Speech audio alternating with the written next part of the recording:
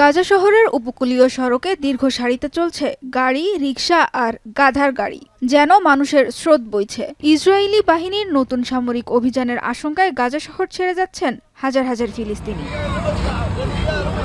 তারা ছুটছেন মাওয়াসির দিকে, যাকে ইসরায়েল মানবিক এলাকা দাবি করে আসছে। কিন্তু বাস্তবতা বলছে অন্য কথা। সেখানের তাঁবুগুলোতে যথেষ্ট জায়গা নেই, নেই সুপেয় পানি, খাবার, এমনকি চিকিৎসাও। فيش فيها ولا خيمة ولا مكان، إلي يومين في الشمس بدور على مكان مش لاقي।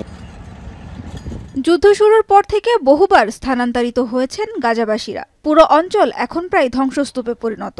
খাদ্যাভাব ও অপুষ্টি ভয়াবহ আকার ধারণ করেছে।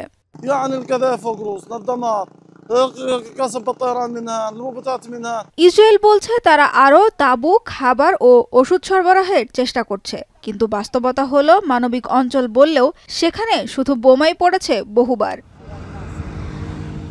নিরবিচ্ছিন্ন হামলা চালানোর পাশাপাশি আইডিএফ বলছে হামাস তাদের হাতে থাকা শেষ জিম্মিকে মুক্তি না দিলে গাজায় কঠোর অভিযান চালানো হবে। তবে ইসরায়েলের এমন হুমকিকে তোয়াক্কা করছেন না অনেকেই, বরং শহীদ মৃত্যুর জন্য অপেক্ষা করছেন তারা।